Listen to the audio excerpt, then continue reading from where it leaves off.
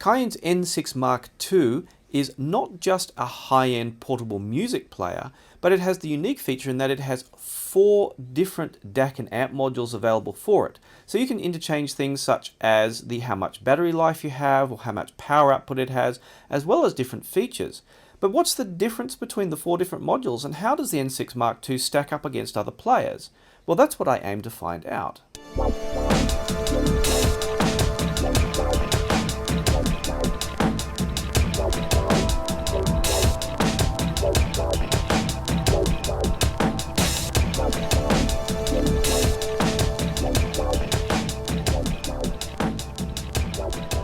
Thanks to Cayin for sending me one for review with all 4 amp and DAC modules that are available. And I mean, at 290 grams, it is a beast of a DAP. It's not as crazy as the N8 was, but still it's big, chunky, and heavy. It's not something you ideally want to put in your pocket, maybe a pouch on your belt. But that's partly, of course, due to the fact that you can pop out the modules here. And of the 4 modules which I'm going to look at today, well, the basic ones are the A01 and T01. The A01 uses an AKM DAC chip, a 4497, and has your usual balanced single-ended and line-outs. And the T01, which is the PCM 1792, so Burr Brown / Texas Instruments, and again has the same kind of outputs, but it uses 2 of those. I guess one for each channel, which is quite common with Burr Brown DACs. And then the E modules, so we have the one that's in here at the moment, which is the E01, which is a single-ended output, and the E02, which is balanced, although the DAC chips in use are slightly different. This is a 9038Q2M times 2, and this is a 9038 Pro times 1. And, well, why are these single-ended and these have a full feature set? Well, there's a bit of a different setup here. These will use op amps, which are little basically amplification circuits on a chip for their amplification, and have, a fully featured, so they have a lot of electronics in there. These ones use discrete circuits. That means individual components, so the amplification circuit is custom designed, including in both the E modules, so the sound quality is the priority rather than features. And that's something I'll discuss later in the review when I talk about sound, as it turned out with very interesting results. And, something I've probably heard me say in reviews, that, a good, well-made single-ended output is going to beat just a lot of features, and in this case it did. But first I want to get into, before I get into all the modules, is have a look at the software. Now the software is Android. Surprise, surprise. It's a customized Android 8.1. For better or for worse, there are some things that they could and couldn't do in that. Now the reason, why wouldn't they use Android 10? Well, every time say a manufacturer, a lot of manufacturers based their DAPs around Android 7. So they customized Android 7 to be able to provide a bit-perfect line out, a bit-perfect digital out, and other things like that. And as soon as they go up in Android, well, they have to do this all over again from scratch. So the focus of these are not for smartphones. These are music players. There's no cellular, you're not going to be playing games on them. There's a lot of stuff you're not going to be doing on them. They're focused around playing music. So you don't need heaps and heaps of features and heaps of options. You generally just need the Play Store so you can get other music players on there. And, well, that's what you have here. So you have this cool setup. I've changed the screen slightly to add another player and Rune on here, and title and stuff like that. But it comes with a Cayin music player, and you just tap the little arrow there to get your other apps. And it has this funky kind of brown color for all the settings and what have you. Now, well, from the settings, it's mostly standard Android, but it has a few other options, sometimes depending on what amp and DAC module you have in there. So most of your stuff looks like it's fairly straightforward. You have Bluetooth, and you have a full range of Bluetooth options there. If you do, it's a very big DAP for using with Bluetooth, and you can set most of the stuff that you can in Android, except the audio settings, because they're unique, are going to be slightly different. Now, depending on the DAC module you have in here, you may or may not have a digital filter setting. Now, which digital filter you use, generally it's kind of a little bit complex. If you're not knowledgeable about digital filters and the effect they have on the sound, here's my kind of general advice. A brick wall digital filter, which is very sharp and it's cut off, I recommend for acoustic music in general. If you listen to a lot of electronic music with a lot of electronic sounds, I'd go for a slower one. They make it, maybe for some people will notice an extremely subtle difference. Sometimes they affect soundstage, the depth of soundstage, and brick wall filters are closest. The most standard brick wall filters are closest to giving the best sound stage and accuracy for, say, classical music or anything where you can hear, say, an actual sound stage, and anything that's kind of artificial, maybe a slower filter is better. Although some of the other slower filters, maybe they may reduce sound stage but may bring the sound a little bit more forward. It's kind of complex. The DSD, you may have an option for what you can set. I just set it at the lowest. If you don't know about DSD, because of its design, it has a lot of inaudible high frequency noise, and you want that cut off as early as possible. So I just leave it at the lowest for preference. If it makes a difference for you, I'd be very surprised. Actually, it would have to be something going wrong in the electronic circuit where it's not filtering properly for that to actually have an effect. The multifunction output is whether you have the line out if it's available. The multifunction output, actually, is the outputs on the bottom. The USB can be used as SPDIF or I2S, and there's an adapter you can get, although it wasn't in this one, where you can actually adapt the USB to SPDIF. And there's option here for, uniquely in this DAP, I2S output, so you can connect it to a DAC as a high quality digital source, not just use SPDIF, which isn't available on the normal. SPDIF is not, unlike other DAPs, available from the line out as a switch. This is only analog out in all of them, and of course on these special ones, the E modules, they don't have it at all. It's just purely headphone out. So you do have to use an adapter for that, which is unique for the Cayin DAPs. We have gain levels, low, medium, and high, and I think it more gives you kind of a bit of a different volume range. I just left it on high and it was fine. Usual channel balance and maximum volume settings if you're going to give it to a child. DSD gain compensation. DSD cannot clip. If it clips nasty, or even gets near minus 0 dB or close to clipping level, nasty things happen to DSD. It just cannot handle it. So DSD by default is usually before something is converted to DSD, at least the gain is dropped by about 6 decibels, or the maximum gain tends to be about minus 6 dB. To prevent that and the nasty issues that can come from DSD, so you can actually increase the gain of that by default. Other stuff in here is pretty straightforward Android, so I won't get into that. What we do want to look at is actually the player, and the Cayin player is Cayin Music is basically a Hibi music player, and it has a fairly standard set of options. You have your usual EQ, you can see in here, which you can just fiddle around and gives you the funky curve here, which I actually want to make sure I switch off, otherwise I'm going to be listening to music and wondering what the heck is going on after I just mucked about with it there. That's not an actual EQ level I was using. Whether you want to show lyrics, cover and lyrics, or if you want to download it'd try and download the lyrics over Wi-Fi. Now it says only over Wi-Fi because obviously it's designed for cell phones. And we have lock screen settings, whether you want to use the app lock screen to show what music you're playing and that kind of thing, and notification settings and just stuff like that. There are a few useful options in here. This is just some of the main settings. Usual sleep timer, whether you want it to between 0 to 120 minutes before it goes to sleep, if you're using that for helping you go to sleep at night, which some people do, especially if you plug in into, say, a small speaker or something like that. And I actually stuck a pair of speakers under a bed just experimentally to see if it helped me get to sleep, actually. Good idea. Now, for output, of course, Cayin has its own custom output, so you can connect it to other things with BitPerfect, which is an issue you do have with Android. The DSD mode. Now, if you're not familiar with DSD, if you want to play back DSD to another digital component, such as, say, might use it with something like a Hugo 2, whether it converts it to PCM or you use the DOP or native modes. And if you don't know about those, don't worry about them. And only for people who are really getting into DSD. Replay gain, track transitions I've missed, whether you want them gapless, a fade in, fade out, or just insert silence. Replay gain, of course, whether you buy track or buy album or off. So it means you don't have, like, I might have a super random playlist where it might jump from classical, which is really quiet, up to pop, which is really loud. That could possibly be useful for you. Album cover display type, which I haven't, first time I actually see that on a DAP. Whether it crops the display or just resizes it, I suppose. Resume play from last position. For people who use these DAPs for podcasts will love that feature, because there's nothing worse than stopping a podcast and then having it forget where you were. Play through folders, whether it just goes through to the next, if you're playing through, say if you're just going in folder view, whether it plays folder by folder. Pause when headphone is unplugged, very useful feature. And volume mode. This is the volume mode if you have something connected via, say, USB or what have you, and whether it's fixed or not.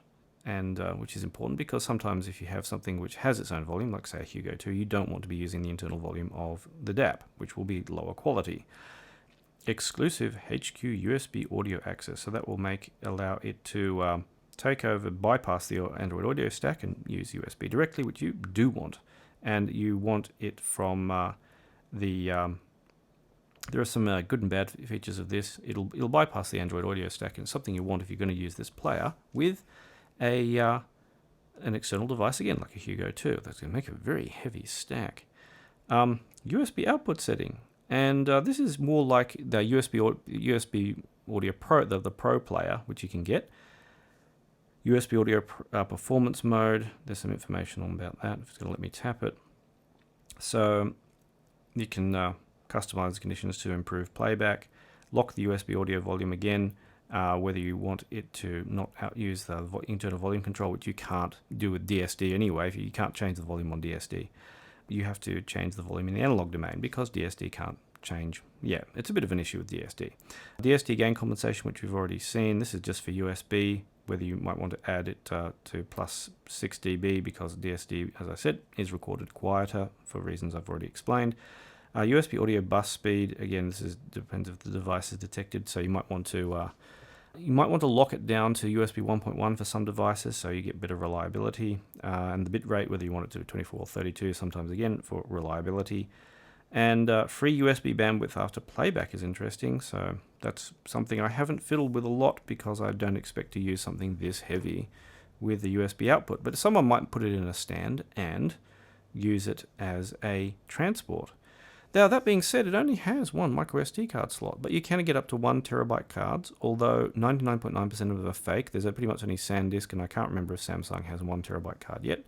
So you're pretty much down to a $230 odd last I checked. 1 terabyte card if you want to get one. The player itself, well, you can actually download something like the Hi-B Music player. That's what it's based on. And so you can actually see for yourself how the player works on your smartphone if you want to try it out. But it's fairly straightforward, like most of the kind of FiiO/Hi-B players that you'll see on other on DAPs. And again, like the smartphone version, it shows, you have the really cool thing that it shows whether a track is high-res or DSD. So if I scroll down here, you'll get the occasional marker coming up here. And, well, it works best with a high-speed micro SD card, so I use at least, say, something like this little SanDisk Ultra is usually what I use, although I've tried the SanDisk Extreme. The SanDisk Extreme I just tried, I don't know if it was my setup or the card itself just didn't want to work too well in this, but apparently if you want to get album arts, you will probably want at least an Ultra, and this SanDisk Ultra that's in here, all I did is load music on it. It's never ended up being fragmented because it's never had stuff deleted and added, so that works pretty well.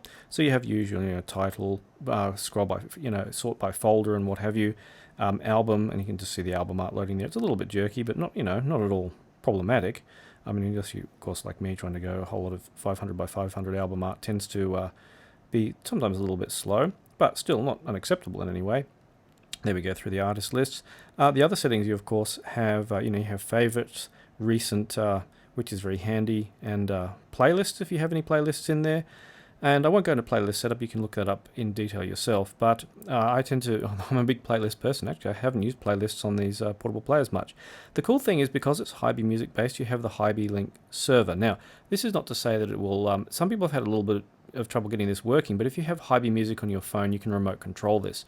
So one of the ideas of these big chunky portable players is, which I haven't mentioned in this particular video yet, but I did mention in the N8 video, people in places like Hong Kong and Singapore and maybe even Thailand and other of the countries where there's a big following, then people may not have room for like a hi-fi system, so this becomes their kind of music server, their player, their digital audio DAC, their DAC, and so that's why you have things like I2S output, and maybe it acts as a main component in their system, and they may something they'll both take with them and use with high-quality in-ear monitors, and maybe also used with full-sized headphones or plugged into a hi-fi system. Now, apparently, Cayin is going to release an AO2 module, which will just be line out only for use connecting with the system. So the Hi-B Link thing allows you to remote control it from a smartphone, so you could plug it into a system and use it that way, which is pretty cool, and I think other companies have similar things. So Of course, I used the shiniest IEMs possible for my review because they're the most resolving. Just kidding. Well, actually, they are, as far as I'm concerned, they're pretty much close to the most resolving in-ear monitors I have here. Actually, I used a variety of IEMs, and while I was actually testing a lot of IEMs for review, I did use the N6 Mark II, and this is a glimpse of, if you've seen it in the community page of my YouTube channel, you'll see the huge, crazy variety of IEMs. But it was good to compare. I mean, there wasn't really a dramatic difference. I did use some full-sized headphones as well. That's where you're going to notice a difference in the kind of the power output of the different modules. But with in-ear monitors, power isn't such an issue, but there are some subtle differences in the sound, and I often used, say, the A8000s because I knew they were going to reveal the subtle differences. And, well, I started off with the good old A01, the 4497 module. Now, I primarily used the balanced output, of course, where possible, and the single-ended as well. Actually, both are pretty good. You don't have as much power output, but again, with in-ear monitors, you generally don't need it. And, well, you know, if you want to, and this is something I'm going to discuss a bit later, if you want to just use single-ended, or use a module with only single-ended output is a good idea, because that's where it's designed for. Now, in this, it's a typical AKM kind of velvet sound. It's smooth. It was pretty reasonably detailed. I A/B'd it with the FIO M11 Pro, which was my current favorite smooth kind of DAP, and there was a little bit more resolution in there. Now, I tend to find the AKM DAPs, even the high-end ones like the 4497 and 4499, a little bit flat sounding, and it was still maybe a touch true, but still, I mean, just not comparing, it was still a very pleasing, very easy listening. It made everything sound smooth and pretty detailed, and I was pretty, you know, generally happy listening with it. And if you, again, you might be someone out there and you're going, hey, I found this N6 Mark II that someone's selling secondhand or at a discount or something, it's got an A01, is it going to be any good? The answer is yes. I mean, it does a reasonable amount of power in it. I mean, it's not massively powerful, it's actually, but it's enough to, that it will, especially in-ear monitors, it's more than enough to drive them fine. Maybe you might run out of volume on full-sized headphones, but, you know, no real complaints about the module. It was only in comparison where, you notice the differences, and that's where the TO1 comes in. Now, the TO1, of course, uses the good old Burr Brown chips, and there was less of that flatness, but more music, what I would call musicality. Like, there was more depth to the sound. It was kind of like going from this is probably maybe not the best analogy, but like going from an MP3 320 up to FLAC, or any kind of lossless file, I suppose. And there was like that little bit more depth that maybe was missing out of here suddenly appears with this. Now, it wasn't a huge difference, it was a subtle difference, and I noticed it mainly on good high-quality acoustic recordings, again, with very high-end IEMs and headphones. There was more depth to the sound, like everything, it kind of makes everything sound a little bit the same. This tends to, the TO1 on the other hand, highlights like each instrument has its own character, and you feel that a little bit more with the TO1, that there's more, I mean, in music, you feel like you're listening to different instruments more, whereas the AKM DACs tend to make everything sound a little bit, similar. And give like one presentation. It's a bit like classical music. If you just play a piece of classical music with just one tone to it, then it becomes a little bit kind of like, it's like only standing in, you're only allowed to stand, it's like standing in front of a famous painting and you're only allowed to stand, so, X number of feet back, and that's the only correct way of looking at it, which is nonsense. This makes the TO1, you could enjoy the music more, and there's more of that subtlety in there. Now, this was, again, high quality music, you noticed so much, maybe a little bit less noticeable with just like average stuff where I wouldn't, average pop music where I wouldn't, notice or care so much, that I wouldn't have noticed a difference. Again, for me, as someone who likes acoustic music, jazz, classical, guitar, that kind of thing, it was more character to the music came out of the TO1. But in comparison, this is where the EO1 and EO2 become very interesting. Now, each are kind of unique in their presentation. This is a high-power balanced module. It has about 600 milliwatts output, which is enough to well and truly drive a lot of headphones. Whereas the EO1, which is probably the most complex module, has maybe less overall output power. The EO2, of course, has 600 milliwatts. The EO1 only has about 150 milliwatts in Class AB mode and 105 milliwatts in Class A mode. And you're saying, what? You can set the class mode. So Class A, if you're not familiar, uses 100% of the power is being used constantly, and you can set that in here. Now, Class AB, which is actually what most DAPs, modules and everything are actually using, is initially when you're listening at a lower volume, usually you'll be generally in Class A mode. But let's say you jack up the volume, or the amplifier goes into a high volume peak, it'll slide into Class AB mode, and maybe not quite so evenly. So the power going up, and then it doesn't go. It hits Class AB mode, and the power starts to level off a bit. Now, that's how a lot of manufacturers get a higher power output higher output level, and they can say, look, our amplifier module is going to be higher output, such as the EO2 will be. But this gives you a pure Class A mode. And how does that affect it sonically? Well, especially with the A8000s and headphones as well, I mean, you don't get that much power, but you get a kind of cleaner sound. It's more relaxed. It's more just kind of pure in its sound. But with the Class A/B mode, when I switched it in, which you can do just, even while playing music, just swipe down and hit the button, it will give you kind of a little bit more of an exciting sound. And I really think this is similar to like the more exciting sounds you get out of Shit Audio's, their new Class A/B continuity amps, where there's more excitement and kind of a little bit more punch to the music, but it maybe loses a slight touch of refinement in the process. I mean, I thought of, if I'm listening to classical or jazz or whatever, I'll just leave it in Class A mode, where I want that, micro precision. I want to hear everything in its detail without being forced. Whereas if I'm listening to, say, modern music, which is maybe not as high quality and want a bit more punch, then I'll just put it into Class A/B mode. And I found this, it's only a low power module, and even if I don't use with full-sized headphones, like I use the D8000 Pro, which is the sonically best headphones I have here, at least the most resolving. And I use things like Empyreans and other things as well, but it gave, even though it didn't give me the loudest volume, it gave me the most kind of precision in Class A mode. And I could still hear that difference with, a bit of a bump in power in Class A/B mode. So that was an interesting one. And if you need to listen a lot louder, you want to kind of rock out, well, then you're going to hit its limitations. But it's with in-ear monitors, you're not going to, because 135 milliwatts or whatever is more than enough for in-ear monitors by far. And a lot of the high power outputs, you just don't need them for in-ear monitors at all. It's if you're using full-sized headphones, and that's where the EO2 came in.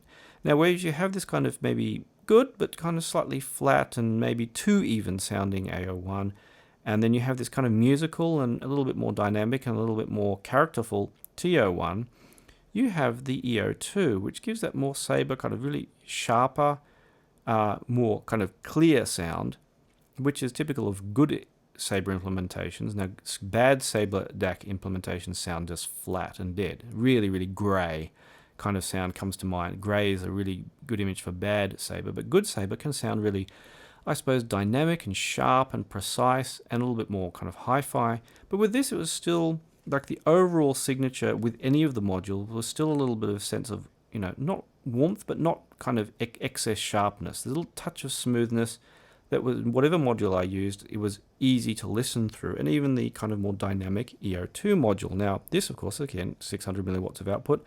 This really starts to rock out headphones a fair bit. And so, again, you're limited to the 4.4mm output because it's all discrete circuitry in here. The focus is on getting an excellent balanced output, not providing you with a variety of options. And the EO1 as well. And you've heard me say before with other reviews that I said it's better to make a very high quality single-ended output than it is to make just something like a balanced output. And it was noticeably a bit more detail in the highest quality track coming out of the EO1 module than the AO1 and TO1. This was distinctly a step up, and I think this is the most resolving module of all of them. And with all the hype around balance, everyone's going to go, oh my god. But no, it's a matter of, if something is designed around a particular output, you're going to get the optimum experience out of that output. So this is designed around balance. The optimum experience is going to be out of the balanced output, not the single-ended one. Same with this. And well, this is just around balanced. It doesn't muck around. No mucking about here. It's just use the balanced output. You want balanced headphones or in-ear monitors. So back to that EO2 module, I thought that maybe it's a touch less refined than the EO1, but it's more like the EO1 in AB mode, Class AB mode, but with a lot more power. So if I was using full-sized headphones, this started to rock them out a bit, and was a really kind of, it gave that Sabre kind of sharpness and dynamic without sounding, well, harsh. There was no harshness. It's not like the old 9018 based DACs, which could sound really harsh and kind of really grating in the treble sometimes if they were badly set up. These actually, I like the newer Sabre designs because they sound kind of more dynamic. Someone said that Sabre DACs make our singers sound younger. But I thought that, comparing this to, say, a Hugo 2, and the Hugo 2 does another layer of depth and dynamics. It's only single-ended output. It's still, for a lot of music, I wouldn't have noticed the difference between, say, this setup and the Hugo 2 for a lot of modern music, which just doesn't have that detail and depth and, quality. But for the high-quality stuff, of course, the Hugo 2 is a jump up, but this was good enough that I could really enjoy listening. And there's really a toss-up between, my preference for the Burr Brown with its slight musicality, but I think for the better resolution, the EO1 for me won it out, even though it doesn't have as much power. So for in-ear monitor listening, if I didn't have the Hugo 2, I'd probably, despite the chunky, overwhelming weight, probably consider one of these. As so far, it's been my favorite kind of player. It's just they've done really, really well. So finally, one thing I did forget to mention in the listening test was what I call the hiss test, and that I do with the most sensitive IEMs I have, the Campfire Audio Hydrometers, and these have a reputation for pulling hiss out of even excellent electronics like the Hugo 2. And out of the and all these modules here, the amount of hiss was extremely minimal, certainly not enough to interfere with music. Even the TO1, EO1, and AO1 were about the same, and there was maybe a tiny fraction more out of the EO2, which is the most powerful module. But even so, certainly not anything enough to interfere with music, and the listening combination was fine. So the only other thing that may be of use is the thing about this particular player is not only is it intended for use, on the go, which it is a bit heavy, but one of the primary things, as I probably mentioned before, is that it's designed people in places like Hong Kong, for example. This may be their primary piece of listening equipment. It may be something they use on the go and then they take home and use as a digital to analog converter for their system. And so, in that you can use, because the music player is Hibi Music based, you can use the Hibi Music app on your smartphone to control it. It has I2S output. You can get an adapter to use SPDF output if you want digital output as well into another device, or just use the analog outputs, and for which there'll be a dedicated AO2 card if you want to do that. Although the lineouts were fine out of this into something like an amp. So it does have that flexibility with the penalty that yes, it's big and chunky, but sound quality wise, it handily beats the 5-year-old Astel & Kern AK380. And granted, this has long not been Astel & Kern's premium top of the line player, but the sound quality now we have available from something like this is pretty excellent, even compared to 5 years ago, and for a much lower price. So I reckon, I hope this video gave you an overview of this N6 Mark II. I do really like it as a player, apart from the fact, the caveats that I mentioned about weight and the kind of the storage being limited to the 64 gigabytes on board, plus whatever card you can afford to put in it. You do have a little bit of flexibility in sound depending on your tastes, and it generally drives everything pretty well. You can choose modules according to whether you want something more for, say, in-ear monitors, AO1 or EO1 with longer battery life and less power, or something which has a bit more power like the TO1, a bit more dynamic sounding, and even the most dynamic sounding EO2, although the differences between all of these is, kind of fairly small. So there's a thumbs up from me for the N6 Mark II, and I've been actually enjoying listening with it. And including these very, very many and varied things. You've got a pair of original Andrometers with a FiO cable, because it was easy to switch the plugs on it. So I hope that gave you a nice overview of the N6 Mark II. Also, don't forget that these videos are supported by the people whose names you see on screen, as well as many others. And it's because of these people that I am able to make these videos, and it costs me a lot of power to keep everything charged and running and all of that. And in exchange, I'll happily give, if you want to become a supporter, for the equivalent of, like, as I've always said, buying me a coffee once in a while. You can not only help make these videos, but you'll also can get my buying advice anytime. You can chat with me directly anytime, as long as I'm not sleeping, of course. And get to see all the videos and my impressions of gear in advance. If you do like that, check out the links below to become a supporter and get all the benefits of doing so. So thanks once again for watching, and I'll see you online.